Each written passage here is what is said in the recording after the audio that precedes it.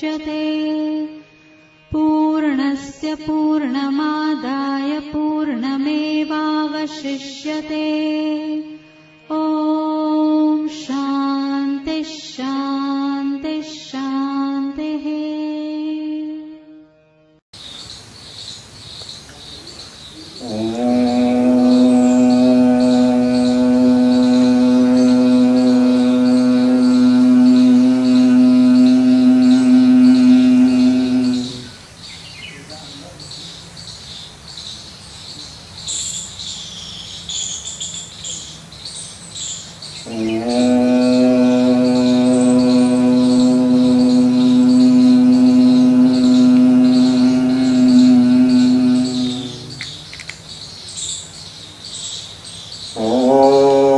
सहनावतु सहनो भुनक्तु सह वीर्यं करवावहै तेजस्विनावधीतमस्तु मा विद्विषावहै।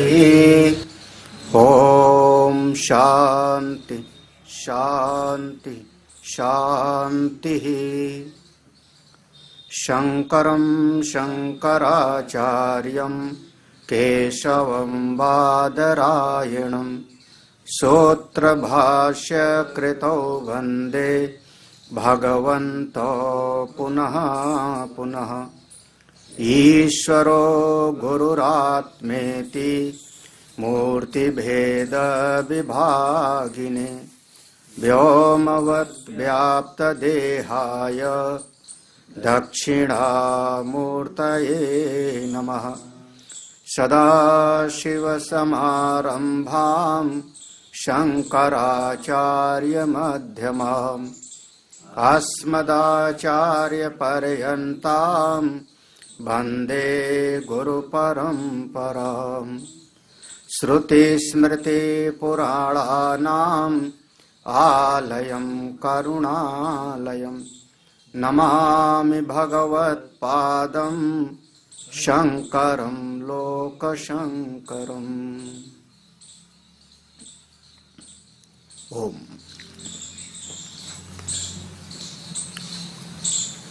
ब्रह्म विद्या की उपलब्धि के लिए अद्वितीय स्थान कैलाश विद्यापीठ, जिसके पंचम पीठाधीश्वर परम पूज्य प्रातः स्मरणीय स्वामी प्रेमपुरी जी महाराज, जिन्होंने करुणा करके कृपा करके इस बंबई महानगर में अध्यात्म विद्या केंद्र को स्थापित किया, पूज्य महाराज जी को शत शत प्रणाम। और इस अध्यात्म विद्या केंद्र श्री प्रेमपुरी आश्रम में समस्त पदाधिकारी लोग साधुवाद के पात्र हैं कि इस ब्रह्म विद्या को निरंतर प्रवाहित करते चले आ रहे हैं। ज्ञान की धारा अविच्छिन्न रूप से प्रवाहित हो रही है। भगवत कृपा है, सभी का प्रयास है, सभी को मेरा साधुवाद। जब सत्संग का समय दिया तो विचार का विषय था कि किस विषय पर हम चिंतन करें। हमारे सामने जो सबसे ज्यादा मुझको प्रिय लगता है, उसमें 3 ग्रंथ हमारे दिल को छुआ करते। एक ग्रंथ जो हम बहुत साधना के समय से ही उसका स्वाध्याय चिंतन मनन करते रहे, उसका नाम योग वासिष्ठ। भगवान श्री राम को सभा के बीच में और गुरुदेव वशिष्ठ ने उपदेश दिया, जिसका नाम योग वासिष्ठ महारामायण पड़ा। दिव्य ग्रंथ है। इसमें एक जीववाद का प्रतिपादन है। वास्तव में ये सारा का सारा जगत जितना दिखाई पड़ रहा है, भेद दिखाई पड़ता है यहाँ पे, यहाँ सजाति भेद है, स्वगत भेद है, विजाति भेद है, नाम रूप का भेद है, लेकिन वास्तव में यह सारा का सारा कल्पित जगत एक ही सत्ता की कल्पना मात्र है। वह एक सत्ता है, एकम सत विप्रा बहुधा वदंती। उसी की संकल्पना, उसी की कल्पना मात्र से सारा का सारा जगत हमको विचित्र नाम रूप में दिखाई पड़ रहा है। और वो जो सत्ता है समष्टि रूप से, वही एकमात्र परम पुरुष है। पुरुषा ना परम किंचित सा काष्ठा सा परा गति। वही परम पुरुष है। तो योग वशिष्ठ एक जीववाद का प्रतिपादक ग्रंथ है। और इसके बाद में फिर ये जो सारी जगत की सत्ता दिख रही है, ये क्या वास्तव में है? जब इस पर विचार करते हैं तो दूसरा ग्रंथ हमारे चित्त में जो आता है मांडूक्य उपनिषद, जिसमें सीधे अजातवाद का प्रतिपादन है। कुछ पैदा ही नहीं हुआ। न कश्चित जायते जीवा संभव अस्य न विद्यते। अरे कुछ उत्पन्न ही नहीं हुआ। कुछ उत्पन्न हुआ होता तो उसको मिटाया जा सकता। कोई वस्तु अगर होती तो उसको हम हटा देते। प्रपंचो यदि विद्येत निवर्तेत न संशय। अगर ये प्रपंच होता तो हम इसको हटा देते, इसको मिटा देते। असल में तो ये है ही नहीं। ये केवल अविद्या के कारण जीव की दृष्टि मात्र है, दृष्टा की दृष्टि मात्र है। वास्तव में कुछ उत्पन्न ही नहीं हुआ। तो एक जीववाद का ग्रंथ योग वशिष्ठ, अजातवाद का प्रतिपादक ग्रंथ श्री मांडूक्य उपनिषद। और जब कोई ऐसी साधना करते हुए उस अवस्था में पहुंच गया अपने स्वरूप में, फिर उसके क्या लक्षण होंगे, उसका व्यवहार कैसा होगा, उसकी पहचान क्या है, इसके लिए सबसे दिव्य ग्रंथ अष्टावक्र गीता। हमारे गिरीश भाई से जो बातचीत हुई, आप बताइए क्या हमसे आप क्या श्रवण करना चाह रहे हैं। और हम दोनों की राय ऐसे हुई कि अष्टावक्र गीता सभी श्रोता बंधु कई बार श्रवण कर चुके होंगे, लेकिन फिर भी पुनः पुनः यह हमारी ब्रह्म विद्या है। अनेक बार जब हम इसका अभ्यास करते हैं, स्वाध्याय करते हैं, तो धीरे धीरे चित्त में जाकर के विराजमान होती है। इस अष्टावक्र गीता में जैसे कि नाम है, महामुनि अष्टावक्र जी इसके उपदेशक हैं। श्रोता के रूप में महाराजा जनक जी विराजमान हैं, जिनको ब्रह्मवेत्ता पहले से ही माना जाता था। थोड़ा कुछ प्रसंग है अष्टावक्र जी के और जनक महाराज के जीवन की। तो एक प्रसंग तो जनक महाराज के जीवन का है, जो हम इस विषय में प्रवेश करें उसके पहले समझने के लिए, कि किसी समय पर सम्राट जनक अपने राजमहल में शयन कक्ष में शयन करते हैं। उन्होंने स्वादिष्ट भोजन मिला, उनके दास दासियां आदि हैं, महारानी आदि हैं, सारी सुख सुविधा की सामग्री उपलब्ध है। और शयन जब करते हैं तो उनको सपना दिखाई पड़ा, और उस सपने में उनको ऐसा लगता है कि मैं तो भिक्षुक बन गया हूं, हमारे पास कुछ भी नहीं है। हाथ में भिक्षा मांगने का पात्र है, फटे पुराने चीथड़े वस्त्र हैं, कभी एक जगह से दूसरी जगह भटक रहे हैं, कभी कहीं मिलता है कभी नहीं मिलता है। स्वप्न जगत में बहुत दुखी हैं। एक बार 2-3 दिन तक उनको भोजन नहीं मिला, अपना भिक्षा पात्र लेकर के मांगने के लिए चले जा रहे थे। किसी ने बड़ी श्रद्धा से उनके भिक्षा पात्र में कुछ चावल और दाल आदि डाल दिया, जो पका नहीं था। कच्चे चावल, दाल आदि डाल दिया।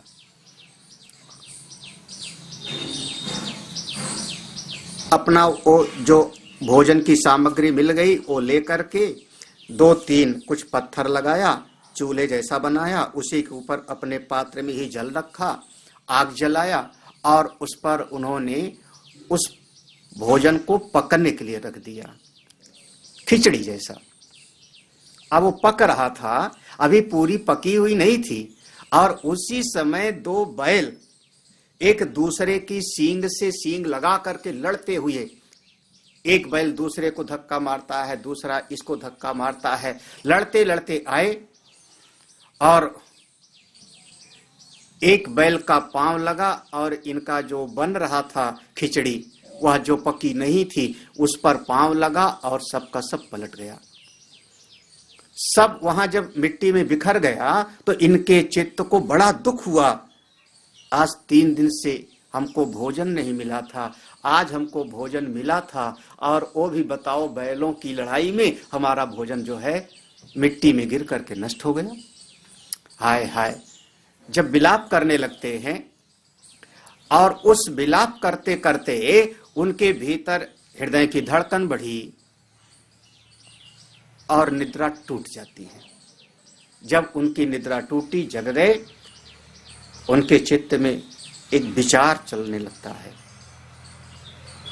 अरे मैं तो अपने महल में सोया हूं, अपने शयन कक्ष में हूं, हमको तो कोई कष्ट नहीं, हमारे पास तो सारी सामग्री उपलब्ध है, लेकिन अभी अभी जो हमको अनुभव में आया वो भी तो मेरा अनुभव था। जैसे ये सारा जगत मेरा अनुभव है, ऐसे स्वप्न में जो मैंने देखा वो भी तो मेरा अनुभव है। वहां तो मैं दुखी था, भिखारी था, हमको भूख से कष्ट हो रहा था। ये जो दिखाई पड़ रहा है अब जगने के बाद, ये सत्य कि वो जब मैं सपने में देखा था वो सत्य, कहीं ऐसा तो नहीं कि असल में सत्य वही हो, सपने वाला भिखारी जनक और वो सो गया हो और वो सो करके देख रहा होगा कि मैं सम्राट जनक बन गया हूं। वो भी तो हो सकता है। जैसे आज हम कह सकते हैं मैं सम्राट जनक सोया हूं और भिक्षुक बन गया हूं स्वप्न में, हो सकता है वो सोया हो और लग रहा हो कि मैं सम्राट जनक बन गया हूं। तो भिक्षुक जनक सत्य या सम्राट जनक सत्य, ये सत्य या वो सत्य। दूसरे दिन फिर सभा में आके विराजमान होते हैं, विद्वानों के बीच में ये प्रश्न रखते हैं कि आप सभी विचार करके बताओ कि ये सत्य अथवा वो सत्य, स्वप्न सत्य, ये जागृत सत्य। और उनके सभा में विचार करके इस विषय पर निर्णय करने के लिए एक ज्ञान सत्र का आयोजन किया गया। यहां से प्रारंभ होता है इस प्रसंग का। बहुत बड़ा ज्ञान सत्र हुआ, जिसमें जैसे कभी कभी यज्ञ आदि का आयोजन होता है तो उसमें एक जगह पर यज्ञशाला बनाई जाती है, उसके आचार्य लोग विराजमान होते हैं, सुबह दोपहर शाम को आहुतियां दी जाती हैं, उसी में एक तरफ शास्त्रार्थ आदि होता है, वहीं पर एक तरफ सत्संग आदि का भी व्यवस्था बनाई जाती है। ऐसे बहुत उनका विशाल यज्ञशाला बनती है, जिसमें एक तरफ यज्ञ का भी कार्य चल रहा है, एक तरफ सत्संग का चिंतन का भी एक व्यवस्था बनाई गई है, एक तरफ शास्त्रों का चिंतन मनन भी हो रहा है, शास्त्रार्थ भी हो रहा है। उनकी सभा में एक बहुत विद्वान ब्राह्मण आया है जिसका नाम था बंदिनी।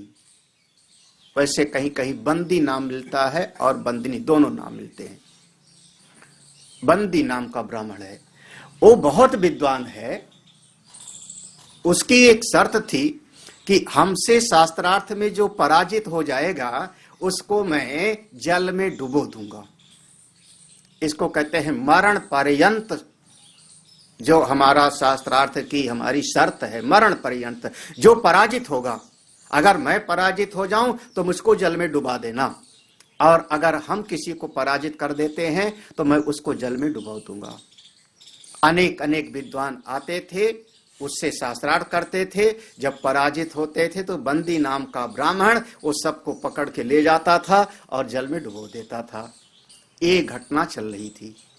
एक दूसरे, ये तो महाराजा जनक के जीवन की तरफ, जो इस ग्रंथ के आचार्य हैं हमारे अष्टावक्र जी महाराज, उनके जीवन की एक जो घटना है वो भी ध्यान में ला लें तो हम आगे बढ़ते हैं। एक ऋषि है जिनका नाम है श्वेतकेतु। उद्दालक के पुत्र थे श्वेतकेतु। श्वेतकेतु की एक बहन है, उद्दालक की कन्या है, जिसका नाम था सुजाता। तो उद्दालक ऋषि के 2 बच्चे, एक कन्या सुजाता और एक पुत्र जिसका नाम श्वेतकेतु। जो उद्दालक ऋषि हैं बहुत विद्वान थे, उनका गुरुकुल चलता था। उद्दालकस्य नियताशेष्य एको नाम्ना कहोड़ इति विश्रुतो भूत शुश्रूषुचार्य वशानुवर्ती दीर्घम कालम सोध्ययनम चकार। तो उद्दालक के गुरुकुल में उन्हीं का एक शिष्य है जिसका नाम है कहोड़ ऋषि। नाम ना कहोड़, कहोड़ नाम का, बहुत विद्वान, खूब सेवा करने वाला। उद्दालक ऋषि प्रसन्न हो गए। उद्दालक ऋषि ने कहा, बेटा तुम मेरी बहुत अच्छी तरह से सेवा करते हो, तुम भी तो मेरे पुत्र ही हो, शिष्य हो, मेरी कन्या से विवाह कर लो। और उद्दालक ऋषि ने अपनी कन्या सुजाता का विवाह कहोड़ ऋषि के साथ कर दिया। ये प्रसंग आता है। तो जब उद्दालक ऋषि की कन्या का विवाह हो गया और सुजाता और कहोड़ ऋषि उसके बाद अपना कोई पर्णकुटी बनाए, आश्रम बनाया, और आश्रम बना करके वहां पर उनकी अपनी नई शाखा चल पड़ती है। उस बीच में समय के उपरांत सुजाता गर्भवती हुई। जब सुजाता गर्भवती हुई तो एक समय पर सुजाता के गर्भ में एक 2 घटनाएं हैं। कहोड़ ऋषि वेद का पाठ कर रहे थे। अब जो उनकी दिनचर्या थी, सवेरे संध्या वंदन करना, गायत्री का जाप करना, स्वाध्याय करना, बाद में अपने शिष्यों को पढ़ाना, तो अपना कुछ पाठ कर रहे थे और पाठ करते चले जा रहे हैं, पाठ करते चले जा रहे हैं। पाठक जैसे गर्भ से आवाज आती है, पिताजी इतना आप पढ़ते हो, ये सब आपका पाठ करना व्यर्थ हो जाता है, क्योंकि उच्चारण में दोष हो जाता है, आपका शुद्ध उच्चारण नहीं होता। पाठ में बड़ा ध्यान रखना चाहिए। क्या है, मैं श्लोक पढ़ देता हूं। तस्या गर्भा समभवदग्निकल्प सो अधियानं पितरं चाप्युवाच सर्वां रात्रिम् अध्ययनं करोषि नेदं पिता सम्यक् योपवर्तते। पिताजी आप दिन रात अध्ययन करते रहते हो, लेकिन सम्यक अच्छी तरह से आप स्वाध्याय पाठ नहीं कर पाते हो। जब इतना इन्होंने बोल दिया, गर्भ से आवाज आ गई उनको, और उस समय का वर्णन है कि जब स्वाध्याय कर रहे थे और उनके कुछ शिष्य लोग भी आसपास में थे, तो उनको अच्छा नहीं लगा, एक तरीके से अपमान हुआ। तो उपालब्धा शिष्य मध्य महर्षि सतम कोपाद उदरस्थम सशाप। वह उदरस्थ जो गर्भ में बालक है, उसी पर उनका सारा का सारा क्रोध आकर के उमड़ जाता है, और कहते हैं यस्मात् कुच्छो वर्तमानो ब्रवीषि, अभी तो गर्भ में है और अभी तो मेरे पाठ में दोष निकालता है, तस्माद् वक्रो भविता, जा मैं तुझको श्राप देता हूं कि तू वक्र हो जा, 8 जगह से तू टेढ़ा हो जा। और गर्भ में ही वो बालक 8 जगह से टेढ़ा हो जाता है, और इन्हीं का नाम पड़ता है अष्टावक्र।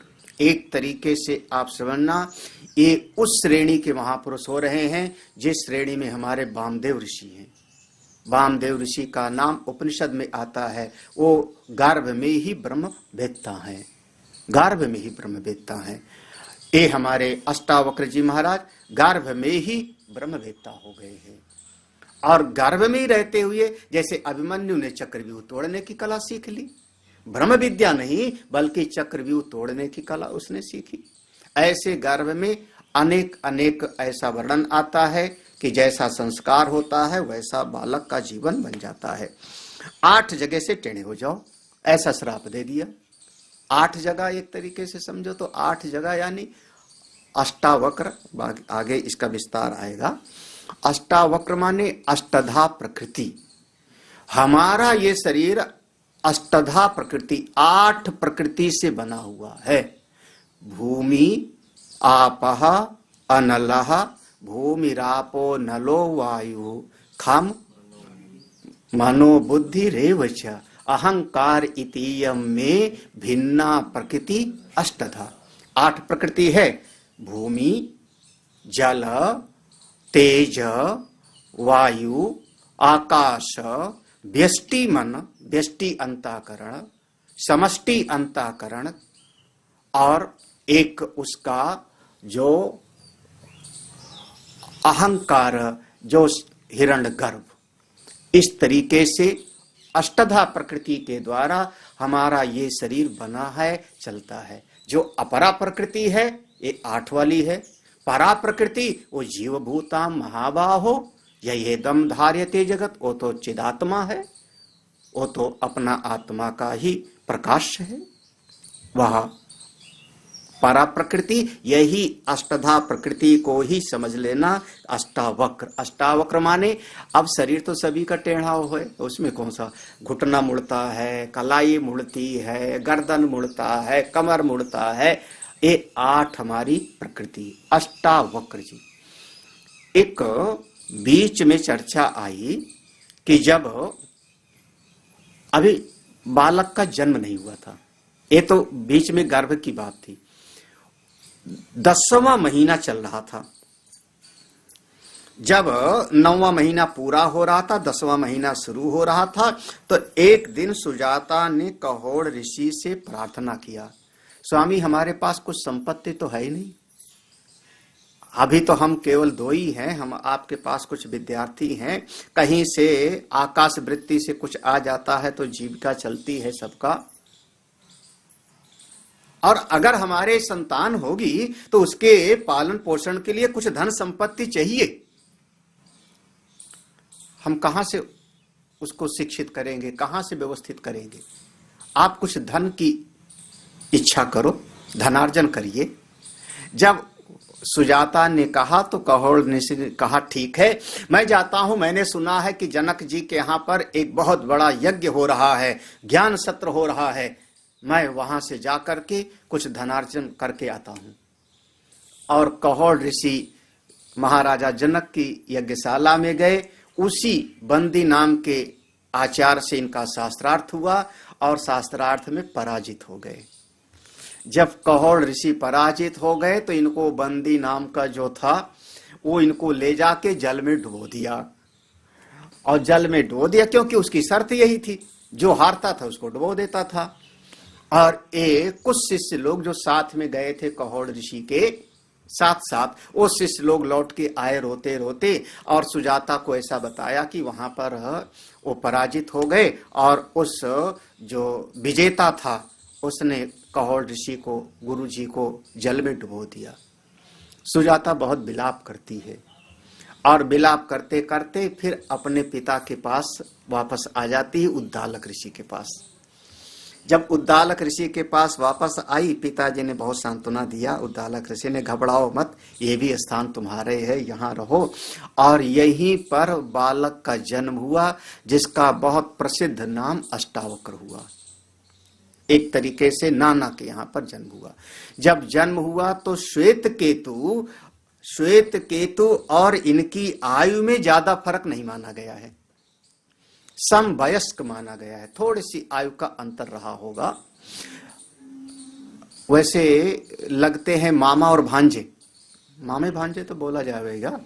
जो हमारा अष्टावक्र जी हैं उनके मामा हो गए श्वेत केतु, मामा हो गए श्वेत केतु, तो मामा भांजे का संबंध है। लेकिन ये भाई समझते थे अपना, अष्टावक्र जी श्वेत केतु को अपना भाई समझते थे।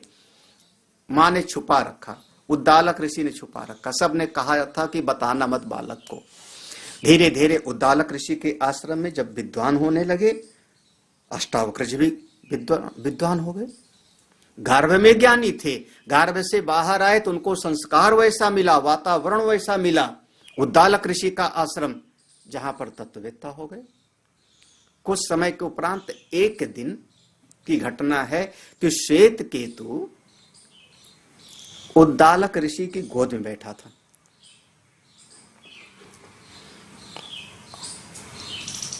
इनके मन में इच्छा हुई, अष्टावक्र के, इनके मन में इच्छा हुई कि मैं भी गोद में बैठूं। अष्टावक्र जी उधर से आए, क्योंकि समवयस्क थे, वो भी उद्दालक ऋषि की गोद में बैठ गए। पिता ही समझते थे वो, ये हमारे पिताजी हैं, पिता ही समझते थे। तब तक श्वेत केतु को गुस्सा आया और वो खड़ा हो गया। उसने इनका हाथ पकड़ के खींच लिया गोद से। उसने कहा, उठो, ये तुम्हारे पिता की गोद नहीं है, ये मेरे पिता की गोद है। तुम तो हमारे यहां मेहमान बन करके रह रहे हो। जब ऐसा कहा तो ये बहुत घबरा गए और अष्टावक्र जी खड़े हो गए, रोने लगे और रोते रोते ये जाकर के फिर अपनी मां के पास गए। अपनी मां पास, अपाकर्षद गृहम प्राण रुदंतम नायम तवांकः पितुः इति युक्त वांसच। जाके मां के पास रोने लगे। मैं पिताजी की गोद में बैठा था और वो आए और उन्होंने आकर के हमको गोद से उतार दिया। उन्होंने कहा, ये आपके पिता की गोद थोड़े। तब मां ने बता दिया, बहुत, हाँ, मां से फिर पूछा, मेरे पिताजी कहाँ हैं? तब मां ने फिर बता दिया कि तुम्हारे पिताजी बहुत विद्वान थे, अमुक जगह पर गए थे, वहां शास्त्रार्थ में पराजित हो गए। सारी घटना बता दी। अष्टावक्र जी उसके बाद से फिर विद्वान हैं, ज्ञानी हैं। उन्होंने एक दिन अब अपने नाना जी उद्दालक ऋषि से उन्होंने प्रार्थना किया और श्वेत केतु के साथ सलाह किया, हम दोनों चलते हैं, राजा जनक की यज्ञ सभा को देखें, वहां के विद्वानों को देखें, कैसी सभा होगी। तो उनसे आज्ञा लेकर के और ये दोनों मामा भांजे श्वेत केतु और अष्टावक्र, ये दोनों वहां से जनक महाराज की यज्ञशाला की तरफ चल पड़ते हैं। मिथिला, जब मिथिला की तरफ पहुंचे, वहां पर एक जगह पर जो यज्ञशाला की तरफ रास्ता जाता है, उसी रास्ते पर अब ये जा रहे हैं तो इनका थोड़ा शरीर 8 जगह से टेढ़ा है, तो टेढ़े मेढ़े से जा रहे हैं। उधर से राजा को भी आने का समय हो गया है यज्ञशाला में। कुछ वहां पर जो सेवक लोग हैं वो इनको मना करते हैं, ए रुको रुको, इस समय राजा आ रहे हैं, राजा की सवारी जा रही है। अष्टावक्र ने थोड़ा गरजती हुई आवाज में कहा, शास्त्र का नियम है, शास्त्र का नियम है, कोई अंधा है, कोई बहरा है, अंधस्य पंथा बधिरस्य पंथा स्त्रिया पंथा भारवाहस्य पंथा। जो अंधा है उसको रास्ता दे देना चाहिए, बहरा है उसको रास्ता दे देना चाहिए, जो स्त्री है गर्भवती उसको रास्ता छोड़ देना चाहिए, जो सर पे भार लिए हुए है उसको रास्ता दे देना चाहिए, और अगर कोई राजा है तो सबको रास्ता दे देता है, और अगर कोई ब्राह्मण आ जाता है तो ब्राह्मण के लिए सबको रास्ता छोड़ना चाहिए, ब्राह्मण सबसे आगे चलना चाहिए। अब आजकल तो सारा मंत्री उंत्री आगे चलते हैं, चाहे पंडित जी हो चाहे महात्मा जी हो, पीछे रहेंगे, लेकिन ब्राह्मण को। और ये शब्द महाराजा जनक को सुनाई पड़ा तो उन्होंने कहा, ए ब्राह्मण के बालक को जाने दो।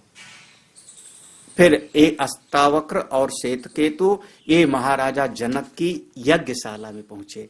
महाराजा जनक का भी वो रथ पहुंचा, यज्ञशाला में उधर बैठे हैं महाराजा जनक, और इन्होंने महाराजा जनक की कुछ प्रशंसा की। अष्टावक्र ने जब प्रशंसा की तो अष्टावक्र को उन्होंने स्थान दिया, इनको रुकने का जगह दिया, व्यवस्था कर दिया। आप ब्राह्मण बालक हो, विद्वान हो, हमारे इस यज्ञ सत्र जब तक पूरा हो जाए तब तक आप यहाँ विधिवत निवास करो।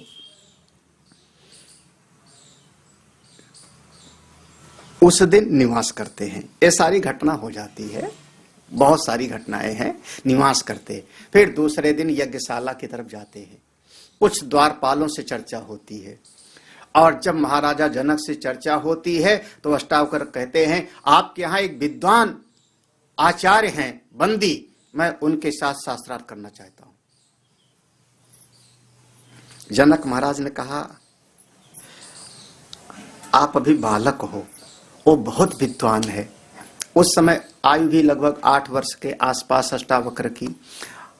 वो बहुत विद्वान है और तुमको शायद शर्त पता ना हो। आप पूज्य हो, ब्राह्मण पुत्र हो।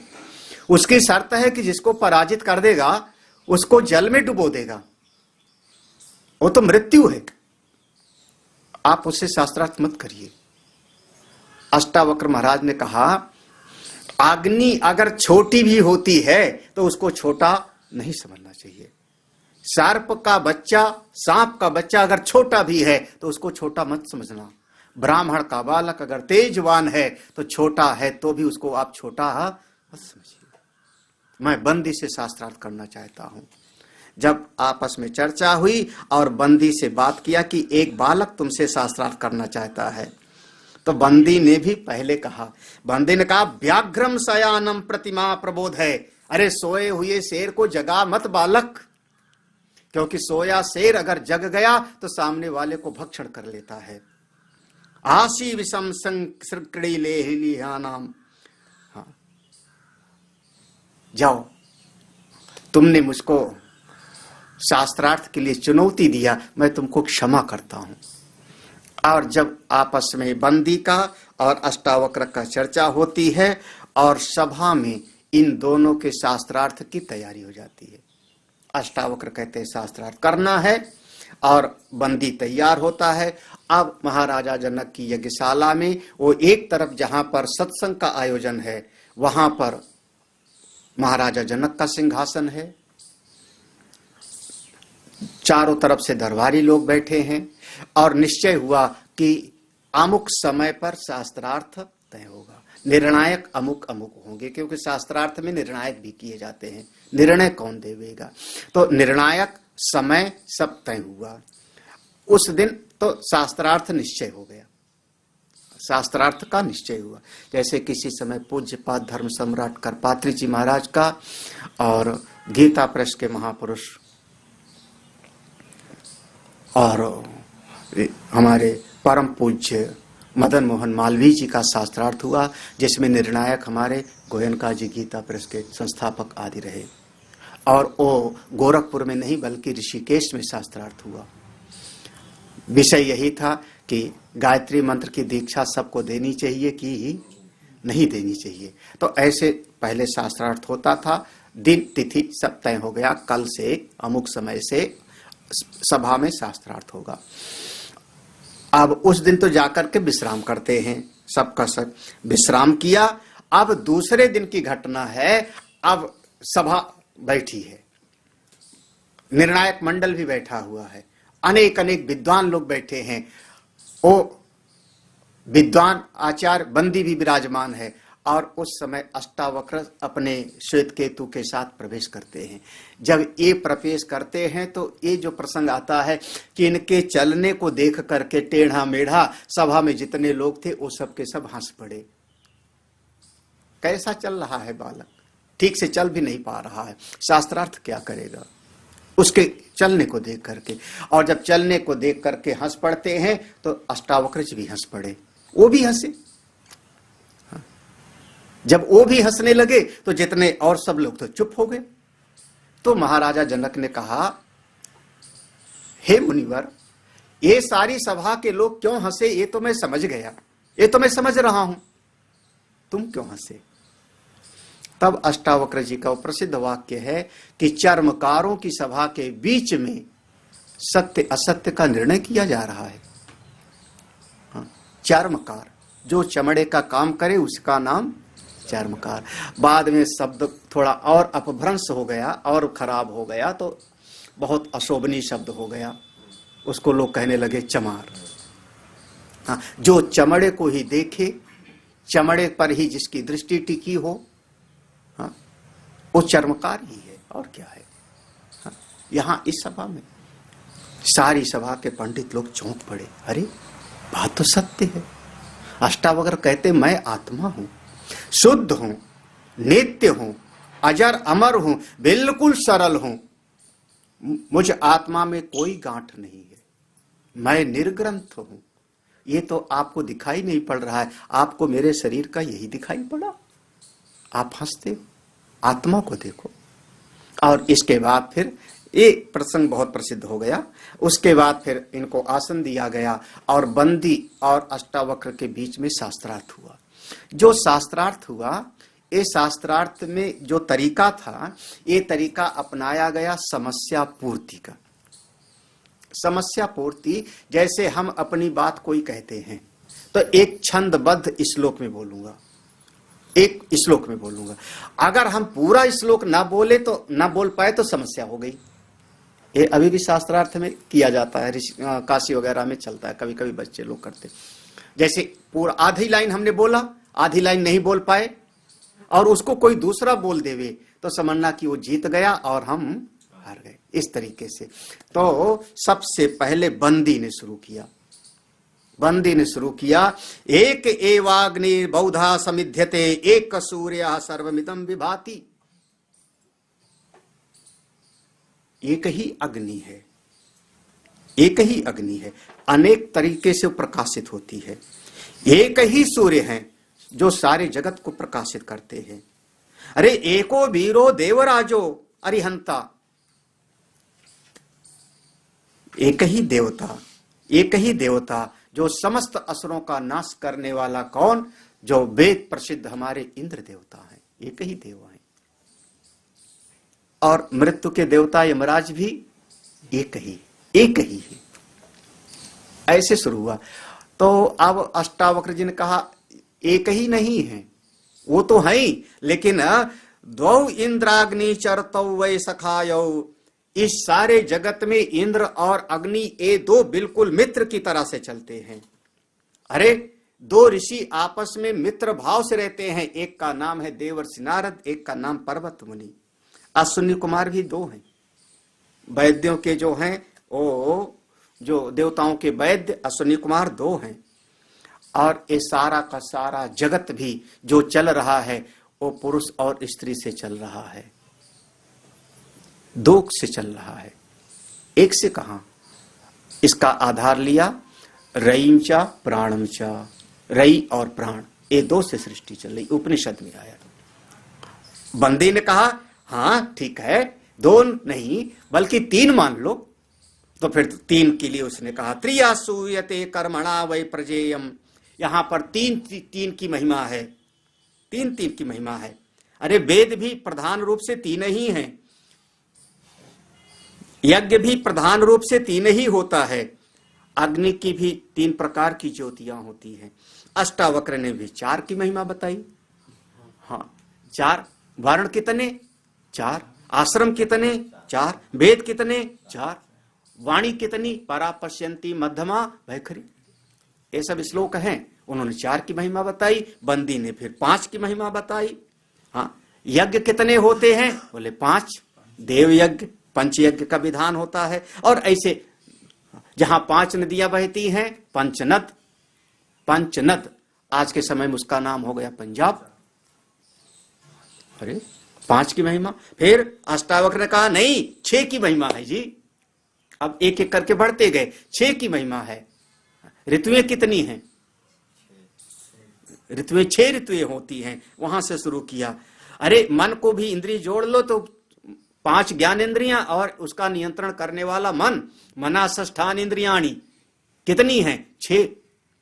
अच्छा, वो बंदे ने कहा 7 की महिमा है। उसने 7 का गिनाया। सुर कितने होते हैं, स्वर कितने हैं? 7। तो 7 का एक एक करके। और यहां तो है कि जो पशु पाले जाते हैं वो 7 होते हैं, गिनती किया है। 7 प्रकार के पशु पाले जाते हैं। 7 प्रकार के पशु जो है जंगल में रहते हैं, वो पाले नहीं जा सकते। ऋषि कितने? सप्तऋषि 7 हैं ऐसे। फिर कहा महाराज, इन्होंने कहा नहीं 8 हैं। 8 हैं। क्यों? बोले वसु कितने होते हैं? अष्टवसु।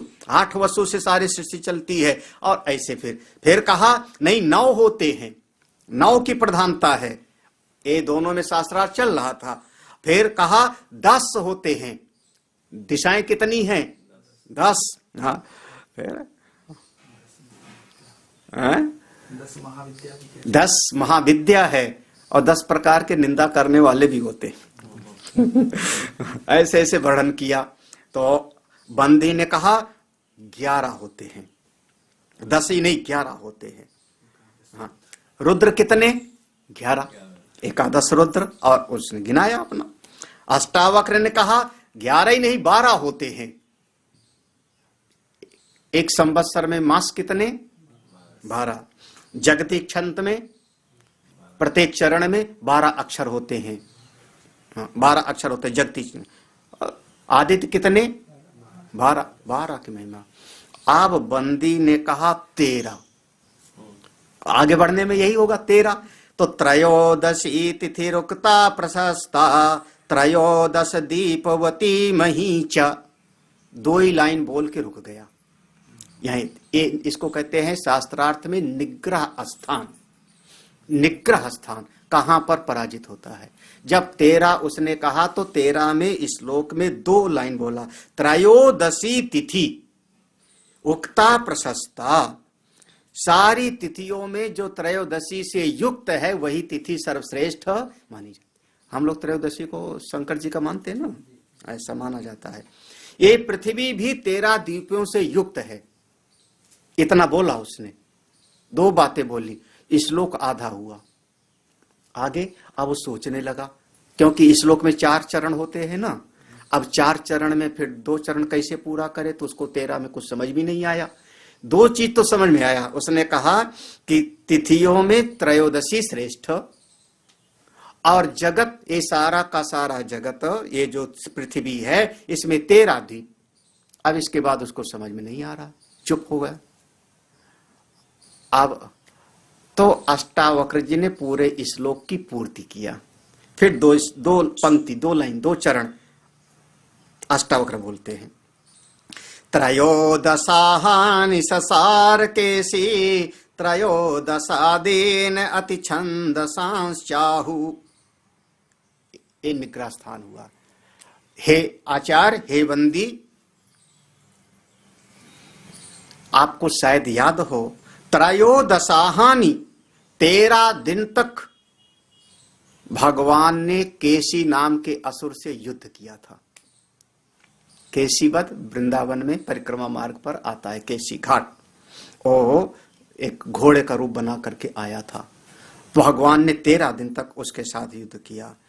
और त्रयोदशादीन अति छंदांसी।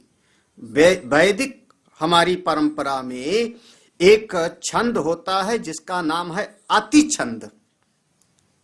उसमें अति जगती लग जावेगा, अति सक्वरी लग जावेगा। तो इस प्रकार से अति छंद में भी 13 अक्षर होते हैं।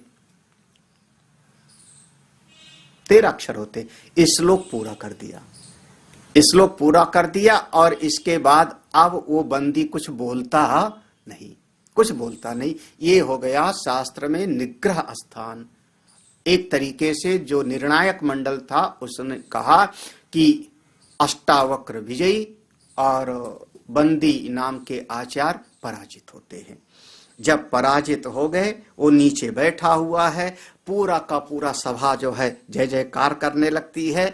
तब अष्टावक्र ने कहा कि राजन, जैसे इसने सबके साथ किया उसके साथ भी वैसे ही आप करो। सबको हरा करके जल में डुबोया करता था, अब आप इसको भी जल में डुबोइए। जनक महाराज थोड़ा सा बीच में पड़े। उन्होंने कहा कि यज्ञ पूरा हो जाता तो अच्छा रहता। उन्होंने कहा नहीं नहीं कुछ नहीं शर्त तो शर्त है। हाँ? इसको कहते हैं सठे साठ्यम समाचरित। बिल्कुल यहां कोई छूट नहीं। हे अष्टावक्र जैसे विद्वान महापुरुष। हाँ तब बंदी कहता है, सारी सभा के लोग सुने, अहम पुत्रो वरुणस्योतराज्ञः। मैं कोई ऐसा वैसा नहीं हूं, मैं देवराज वरुण का पुत्र हूं। वरुण देवता जो जल के देवता हैं उनका मैं पुत्र हूं। जल के अधिष्ठात्र देवता वरुण उनका पुत्र हूं। हमारे पिता एक यज्ञ का संकल्प किए थे, एक श्रेष्ठ यज्ञ करूं। उनका यज्ञ कौन विद्वान करावेंगे? तो वहां स्वर्ग में कोई देवता के देवता है, भोग योनि है, वहां विद्वान तो मिलते नहीं। पुण्य की पूंजी लेके गए और स्वर्ग में भोग किया, तो वहां विद्वानों की खोज के लिए मुझको भेजा गया। मैं यहां सभा में जो जो विद्वान थे, मुझसे शास्त्रार्थ किए, उनको सबको जब मैं डुबोया तो वो सब के सब सीधे वहां पर यज्ञ में गए हैं और यज्ञ में जाकर के आचार्य का काम किया है। बड़े सम्मानित होकर के वो सब आ जाएंगे। तो किसी ने कहा ये बचने का तरीका ढूंढ रहा है ये बचने का तरीका ढूंढ रहा है, नहीं छोड़ना इसको। हाँ फिर लेकर के जल के पास गए, सरोवर में जहां पर सबको डुबोया करता था वहां पर फिर इसने आवाहन किया और जितने आचार्यों को जल में डुबोया था वो सारे के सारे आचार्य वहां से बिल्कुल सुंदर वेशभूषा में अनेक अनेक धन संपत्ति के साथ वहां से सरोवर से निकल आते हैं और वो सब आके बताते हैं। उसी में कहोड़ ऋषि भी प्रकट होते हैं। कहोड़ ऋषि भी प्रकट हुए और कहोड़ ऋषि ने फिर अपने पुत्र को गले से लगाया और कहोड़ ने कहा, इत्यर्थम इच्छन्ति सुतान जना जनक कर्मणा। इसी दिन के लिए मनुष्य पुत्र की कामना करता है। हाँ। जिसको हम नहीं पराजित कर सके उसको हमारा पुत्र ने पराजित किया। कहोड़ ऋषि फिर इनसे पूजित होकर के और श्वेत केतु के साथ अष्टावक्र के साथ वो वहां से वापस आते हैं। जब वापस चलते हैं एक ऋषि का स्थान मिलता है। बीच में ये चर्चा आ गई, ये बता दे रहे हैं कि ये अभी अष्टावक्र गीता इसी के बीच में है। स्थान जब आगे आते हैं तो एक लोमस ऋषि का स्थान मिलता है। लोमस ऋषि के यहाँ पर कुछ निवास करते हैं और लोमस ऋषि ने कहा, अष्टावक्र ये सामने नदी बह रही है, इस नदी का नाम है समांगा, इसमें तुम जाओ स्नान करो। अभी लोमस ऋषि की आज्ञा मान करके अष्टावक्र जी ने उसमें जाके स्नान किया और जैसे स्नान करते हैं उनके सारे अंग सम हो जाते हैं। जैसे नदी का नाम है समांगा तो उनके सारे अंग जो 8 जगह से टेढ़े थे वो सीधे हो जाते हैं, ऐसे दिव्य रूप में हो जाते हैं। ये हमारे अष्टावक्र महाराज जी का थोड़ा जीवन चरित्र है। बीच में जो प्रसंग है कि जब ये बंदी नाम का पराजित हो जाता है आचार्य, उसके बाद जब अपने महल में जहां पर जनक जी ने उनको स्थान दिया था कि आप हमारे यहाँ निवास करिए यज्ञ सत्र पूर्ण होने तक, दूसरे दिन महाराजा जनक शिष्य भाव से अष्टावक्र जी के पास आते हैं और अष्टावक्र जी को व्यासपीठ पर बिठाते हैं, उनकी पूजा करते हैं अर्घ पाद्य आदि से। और जनक महाराज ने अष्टावक्र जी से अपने ज्ञान के लिए एक बात पूछी। यहां से प्रारंभ होता है। पहला श्लोक में पढ़ूंगा। कथम ज्ञानमवाप्नोति कथम मुक्तिर्भविष्यति वैराग्यम च कथम प्राप्तम एतद्ब्रूहि मम प्रभो। एक जनक महाराज का शब्द है। कथम ज्ञानम अवाप्नोति, हे भगवान आप तत्ववेत्ता हैं, आपकी विद्वता को तो सारी सभा ने देख लिया। बंदी नाम के जैसे विद्वान को भी आप पराजित करने वाले हैं। जो आपके भीतर ज्ञान है वही ज्ञान अब मैं भी चाहता हूं। प्रति उत्पन्न मति है, मेरे भीतर वह ज्ञान का प्रकाश कैसे हो? कथम कैसे ज्ञानम अवाप्नोति, मैं कैसे ज्ञान प्राप्त करूं? आपके चेहरे को देख के लगता है कि आप बिल्कुल निश्चिंत हो, आपको कहीं बंधन शोक मोह दिखाई नहीं पड़ता। मैं भी मोक्ष को प्राप्त करना चाहता हूं, मेरी मुक्ति कैसी होगी? मेरी मुक्ति कैसे होगी? ज्ञान से मोक्ष की प्राप्ति हो। साध्य है मोक्ष की प्राप्ति, साधन है उसका ज्ञान। और ज्ञान कैसे प्राप्त होगा? ज्ञान का साधन क्या होगा? वैराग्यम च कथम प्राप्तम, हमारे चित्त में वैराग्य की प्राप्ति कैसे हो?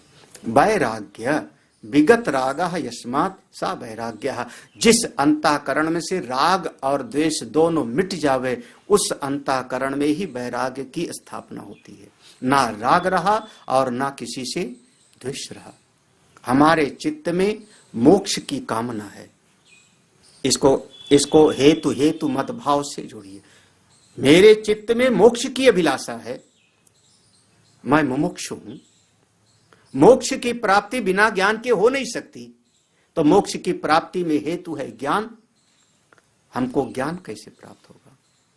और ज्ञान की प्राप्ति में हेतु वैराग्य है, वो हमको वैराग्य कैसे प्राप्त होगा?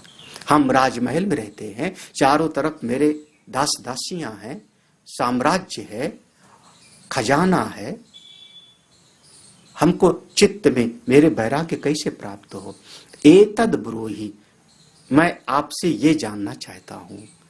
हे प्रभो, मम प्रभो, मम मेरे, प्रभो माने स्वामी। अब देखना यहां पर कहां जनक महाराज की आयु, कहां अष्टावक्र की। हाँ, लेकिन कहते मेरे स्वामी।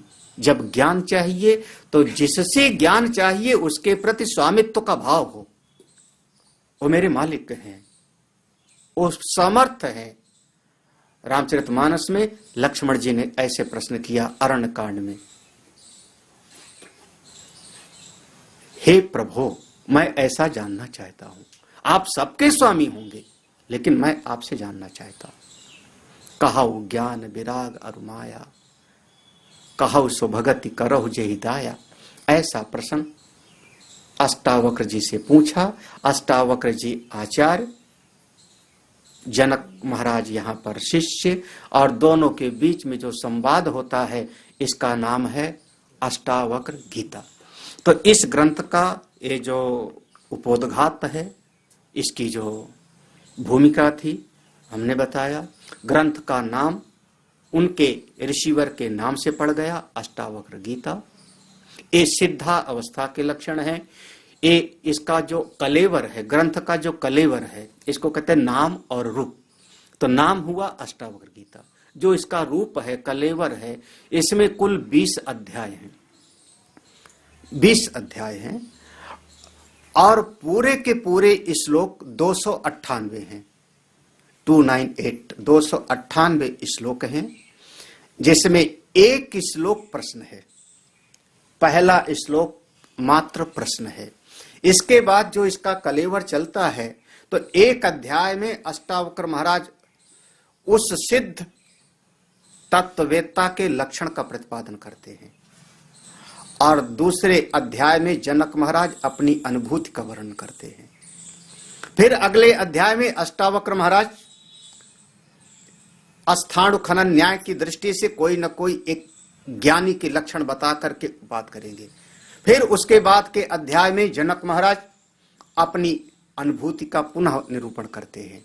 तो एक तरीके से एक अध्याय में अष्टावक्र महाराज, एक अध्याय में जनक जी महाराज के वचन हैं, और दोनों तत्ववेत्ता हैं, दोनों सिद्ध महापुरुष हैं। दोनों के बीच में आपस में जो संवाद होता है, एक कुल 298 श्लोक, जिसमें एक ही श्लोक प्रश्न है और कोई प्रश्न नहीं है। बाकी पूरा श्लोक जितने हैं वो सब के सब अष्टावक्र महाराज ने सिद्ध के लक्षण बताया, ऐसा होना चाहिए। और जनक महाराज कहते हैं मैं ऐसा अनुभव कर रहा हूं। इस प्रकार से दोनों सिद्ध महापुरुषों के बीच का संवाद है, जिसका नाम अष्टावक्र गीता। और हम आगे जो सबसे पहला उपदेश, ये जो 20 अध्याय के अलग अलग विषय हैं। पहले अध्याय में मुख्य रूप से विषय है साक्षी तत्व का निरूपण, साक्षित्व। पहले अध्याय का मुख्य रूप से विषय है साक्षित्व, साक्षी तत्व का निरूपण। आत्मा साक्षी है, मैं साक्षी हूं। जो साक्षी भाव में स्थित हो गया वो अपने जीवन में निर्द्वंद हो जाता है, शोक मोह से वो मुक्त हो जाता है। ऐसा कोई साधक हो तो इस बात का निरूपण पहले अध्याय में। आज यहां पर विश्राम देते हैं।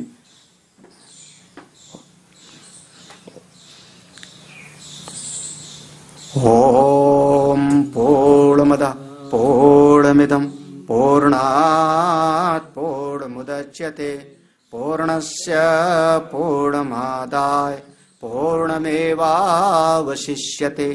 ओम शांति शांति शांति।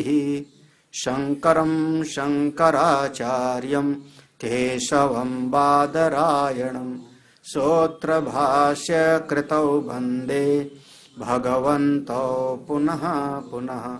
ईश्वरो गुरुरात्मेति मूर्तिभेद विभागिने व्योमवत् व्याप्त देहाय दक्षिणामूर्तये नमः। ओम शांति शांति शांति।